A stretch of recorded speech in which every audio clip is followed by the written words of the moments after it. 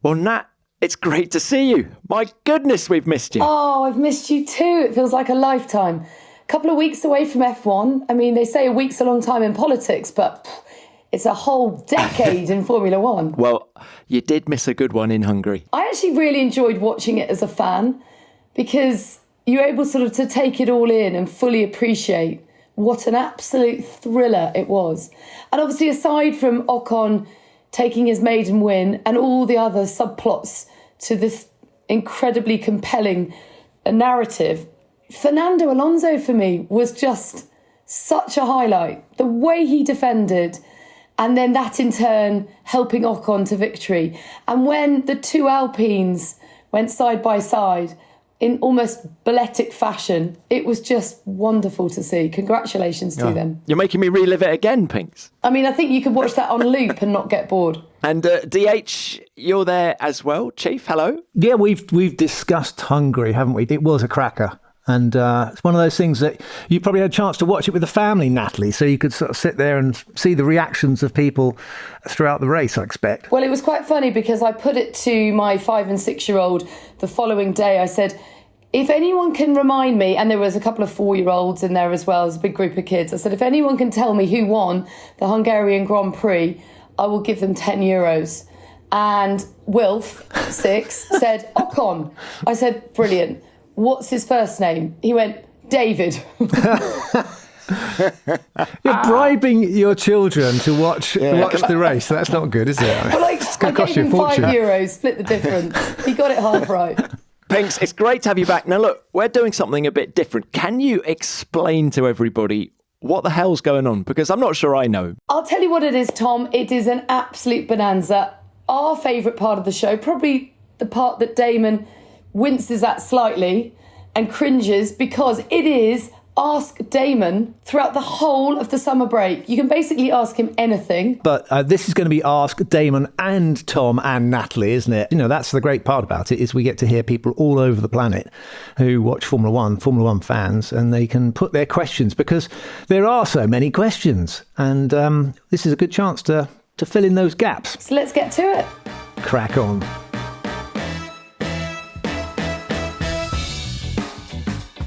So should we have the first question then? Hi Damon, Michael here from Hertfordshire. You famously filmed a Pizza Hut advert with Murray Walker. What was it like filming that together? How much pizza did they make you eat? And pineapple on pizza, does it belong? So what Michael from Hertfordshire is referring to, for anyone who doesn't know, is one of the most iconic adverts of all time with Damon Hill and Murray Walker. And before Damon says anything, it's a resounding yes for me about pineapple. It should be with everything, not just pizza. I agree, Nats. Why not just put it on anything you like? I mean, it used to be a sign of wealth, pineapple. Do you know? That's why lots of things are in the 17th century, 18th century stuff, kind of beautiful silverware that's shaped like pineapple. Because if you had a pineapple, you were obviously an extremely wealthy person. Or if you had silver, for that matter. But anything, so basically a pineapple on your pizza means you're wealthy. I mean, that's what I'm saying. You wonder why we love Ask Damon so much. You're just the gift that keeps on giving. Okay, well, getting back to the question about me and Murray and the advert, it was filmed by a very famous director who actually filmed, he was the director, I think it was City Slickers. You know, it's one of the classic films of all time. Paul Whelan, I think his name was. So it was a full-on film setup. It was at Shepperton Studios. So we'd literally gone into like the top end. This is back in the day, I think, when they spent a fortune on adverts. Anyway, so they had me and Murray, and we walked into this film set that was set up obviously like a restaurant, Pizza Hut restaurant. Basically, they film it in snippets. But obviously the key bit is when I'm crunching, I'm munching, getting really into this pizza, which is a deep crust, or whatever it was, pizza. Basically, because I couldn't eat that much pizza in one day, because you had to do about 20 takes, you have to spit it out into a bucket. So basically, when it's cut, they go, that's great, Damon, cut. I've got a mouthful of pizza, and then I have to spit it into a bucket. Ew. So that was not the most pleasant part. Although, of course, Pizza Huts are delicious. I obviously couldn't just keep eating pizza over and over again. And you can't talk with your mouth full either, can you? Otherwise, you can't spray it all over Murray. Because The next bit was I had to actually grab him by the lapels and start getting cross with him and shake him, because that was the gag, you see. So the commercial was a big success, very funny, and basically Murray's commentating on me eating a pizza, which is the funny thing. And then I get cheesed off with him. No pun intended. Ba-boom. And I get cheesed off because he says, and Hill spun, meaning he's turned the pizza around or something like that. And then I grab him by the lapels. There's been a shunt. It's Hill. Murray, we're just out for a quiet pizza. Stop commentating. Sorry. We'll have a pepperoni, please. And here comes the pasta. It's a pizza, Murray. Hill's going for it. And he's spun his pizza through 180 degrees. Damon, when was this then? What year are we talking? I think it was 96 or 98 or something. I can't, maybe So it was 97. after you'd won the championship. I think it was, yeah. Yeah, but don't you remember that there were a series of Pizza Hut adverts in typical British style, being self-deprecating and able to laugh at yourself in a difficult situation? And Gareth Southgate did one as well in 96 after missing the penalty. Did he? Oh, gosh. Now, I know what do we call it? A crust bucket or something. But the crust bucket is filling up. You say 20 takes or something. But was Murray a one-take wonder? Well, he's a professional, pure professional. I mean, he just became this maddening commentator that he isn't really, or wasn't really. You know, he was a lovely man, but he knew what he had to do and he knew how to do it. And also he started in advertising, so he was completely on his patch because he knew exactly what the game was. Yeah, brilliant with words. Brilliant with words was Murray Walker. Did he say, I've got to stop because I've got a lump of pineapple in my throat? Well, no, that was my gag, Natalie, actually, though you've stolen my line, because that's what obviously his famous line, that was, he hadn't done that one yet. So maybe the advert was done before I won the championship. But anyway, must have been done at the start of 96 then. And Damon Hill exits the chicane and wins the Japanese Grand Prix. And I've got to stop because I've got a lump in my throat. So he was referring back to the Pizza Hut advert. Nothing to do with emotion as you cross the line. I get it now. So he wasn't. He just so we can avoid the community. He wasn't making a joke when I crossed the line. But that was what I said afterwards. Murray was at the pizza.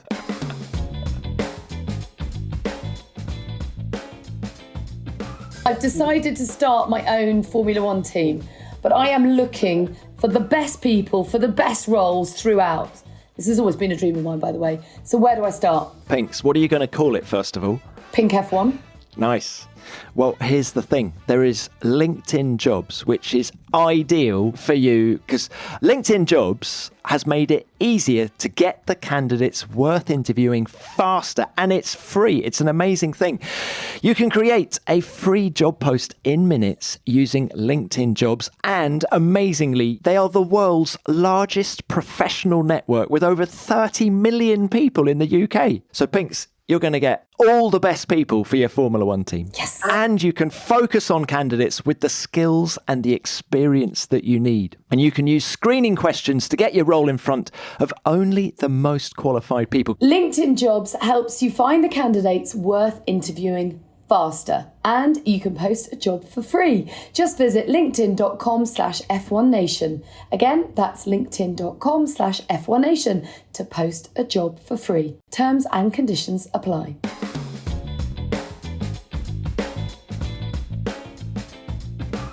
What more can we learn from Mr. Hill? Let's get the next question. Hi Damon and the F1 Nation team. This is Clarence from Belfast. My question's about helmet swaps. More specifically, Damon, who did you swap helmets with back in the day? And is there anyone you wish you'd had the chance to swap with? Thanks and keep up the great work. Love the show. Clarence, good question, and do love the Belfast accent, of course. But helmet swaps, well, in my day, we didn't have that many crash helmets, so I tried to keep as many as I could. So if I swapped any, I probably would have swapped them with, drivers, that was before my time, people swapping helmets. And so people tend to cling on to them. People like Sterling Moss, I think he used the same helmet for his whole career, so I don't think he wanted to swap that one. But I get asked to do a few exchanges But that was with people who hadn't raced, so I didn't really want to do that. So I'm a bit tight with my helmets, aren't I? So Really? do you get that awkward moment where someone asks to swap helmets and you have to say no? Well, I do. Yeah, I go, no, I'm keeping it. Goodbye. Because I feel like it's a lovely sign of mutual respect. I remember when Fernando did it recently with George in Monaco, and it was just a lovely moment of almost kind of passing on the baton to the next generation, saying, I endorse you and I respect you and I think you've got a great future. But what happens if they come up and say, no, I'm not interested? I mean, they wouldn't do that nowadays because basically it's a thing now. And also they have so many crash helmets. They have a production line of crash helmets virtually. I don't know how many they use for each weekend, but we would have maybe 3 or 4, 5 helmets for a season. So that would be your whole season's supply of crash helmets. You know, I'd sell a few for charity purposes. So that was my original intention, was to say I'd want to put them on in auction. So one of my rare ones went to the FIA auction earlier this year to help raise some funds for the coronavirus stuff, I think. So yeah, I mean, there aren't that many. They're quite rare, my helmets. So I've clung on to 1 or 2. I haven't got all of them. Half of them seem to have gone. No, I haven't swapped. But if I had to, who would I? I mean, clearly, you know, imagine if I'd gone up to Ayrton Senna and said, hey, how about you swapping helmets with me? And he'd probably just look at me and go, it's not really much of a swap, is it? You know, I think I'm losing out on the deal. Just imagine if you'd done a helmet swap with all of your teammates. Yeah. Alain Prost 93, Ayrton Senna 94. Jacques Villeneuve. Coulthard. Jacques Villeneuve. There's a whole stack of them. Nigel Mansell. Also, I think you're a bit unusual because Rubens Barrichello started the same year as you, and his office is just lined with other people's helmets that he's done swaps with. It's a very clever thing to have done. You know, I mean, it was, you know, I'm not very good at looking forward at those sort of smart moves, you know, so it's a good investment if you've got a whole wall of other people's famous crash helmets, isn't it? I mean, but is it seen as an investment or is it seen as being nostalgic? I mean, I love sports memorabilia. I'd fill my whole house with it if I could. There's just a sense of being whipped back to a moment in time.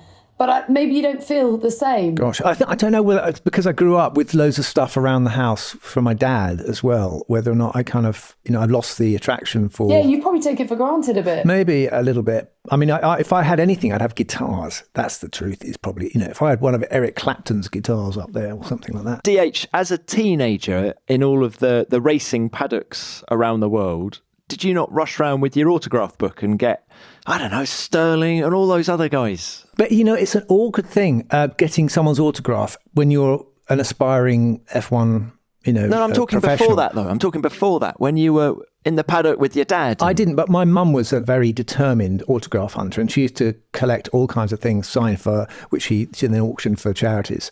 So she was not ashamed or embarrassed to go up to anybody and say, sign this.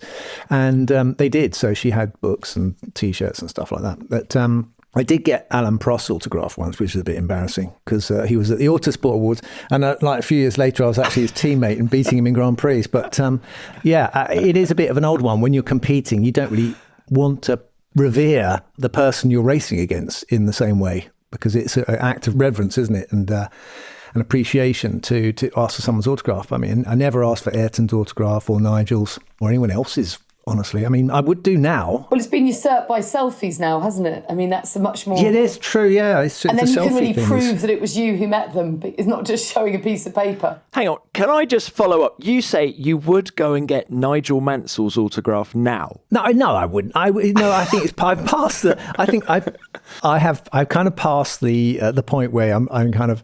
You know, have a little, you know, every Christmas I go through my autograph book and see who I've got. No, I don't do that anymore. The other day I was on a bike ride and we went through this little village and there were some firemen collecting money for charity and stuff. And this guy spotted me, a fireman, he says, it is you, isn't it? Yeah, oh God, will you sign my arm? Sign my arm. I said, well, okay, what do you want me to do? Is that for charity? So he said, no, I'm going to get it tattooed. I said, when? And he said, no, I'm going to get it done tomorrow morning. So I signed his arm. He's a fireman in Hampshire or Sussex somewhere, and he's got my autograph on his arm. But that's not the first time that's happened as well. So people have tattoos of my autograph on them as well. So that's a fairly severe commitment. It's flattering to think that people will go to those lengths. Guys, just before we move on, back to the original question about helmet swaps and stuff like that, I have 3 miniature helmets. Fernando Alonso, Jenson Button and Felipe Massa, they're all signed. But you want one of mine, don't you, Tom? Well, obviously. I'm a bit offended now. You haven't even asked. Which of these is the most valuable, do you think? A Jenson Button signed helmet, a Fernando Alonso signed helmet, or a Felipe Massa one? You've got to do it on World Championships, so Fernando's got 2. I'd say his. Okay. And is his twice as valuable as Jenson's then?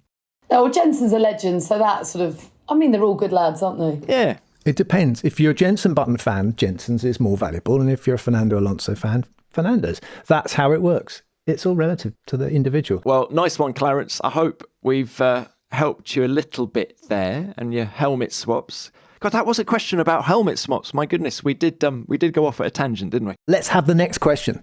Hi Damon, it's Angela. I'm curious, what was your typical pre-race meal? And is there any food you avoided before getting into the car? Thank you. Angela, that's a good question. And I would say, to answer the last part of it first, I would say I definitely wouldn't have a curry before I go in a Grand Prix. That would be a bad move. So, simple food is the watchword. But a Grand Prix is really an endurance event. So you need to have high levels of endurance energy. Typically, that means carbohydrates. So I would probably have, in the morning, I'd have porridge and bananas. And for lunch, probably some spaghetti with some tomato sauce or something like that. That's easy to get down. So I used to have a little sleep in good time before the race. So I'd only have a 20-minute kip, so like a power nap, because over the weekend, you burn up a lot of energy and you can be mentally frazzled. So the food thing, you make sure you eat well in advance before the race. And also on top of that, you're taking in fluids. So, you don't have food and fluids sloshing around inside you. So you have to kind of split up your drinking from your eating. So, yeah, it's quite complicated getting the food down and finding the time to get it so that you're at peak performance just before you get in the race. I want to know though, Damon, I'm not even taking part in these races and yet I get nervous before them, which means my appetite's suppressed. And then afterwards, the hunger really hits me, sort of 4, 5, 6 o'clock in the afternoon, by which point I've missed the window to have lunch. Do you get the same? Yeah. Do you get nerves and therefore don't want to eat? Yeah, that's another point, actually. If you're quite tense, then digesting is difficult. And of course, your blood flow, it changes depending on what your requirements are. So when you've got a lot on your mind, Natalie, when you go live, and Tom, whatever you're doing, you've got to keep sharp. When you're doing live TV, you have to be on top of it mentally. And so if you have a heavy meal, then of course that takes blood flow away from your brain, which is trying to work quite hard. And your brain is also using up a lot of calories and blood sugar and stuff. So sometimes you'll find that, people get headaches afterwards because they've been thinking so hard.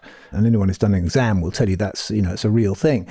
But you do need to make sure you get something in. What I find is that a lot of people think, I don't want to eat now, or I can't eat now, so they don't eat. And sometimes you have to force yourself to eat, but you have to eat the right stuff. So a banana, for example, is easy to digest and has all the things you need in it to get you through. If you cook them, if you barbecue them and put some Grand Marnier and a bit of whipped cream on top, they actually are delicious. But we don't have time for that at a race meeting. You have to learn to control your adrenaline as well. So breathing, Natalie, I can teach you breathing techniques. So keep the adrenaline back, because you don't want to burn up the adrenaline. You need the adrenaline, but it won't last forever. Eventually you'll peak and then you'll crash. So a bit like glucose or too much sugar. I think the guys at Pizza Hut are going to be disappointed. I think they were expecting you to say, yeah, thick crust pizza just before the off. That's what I needed.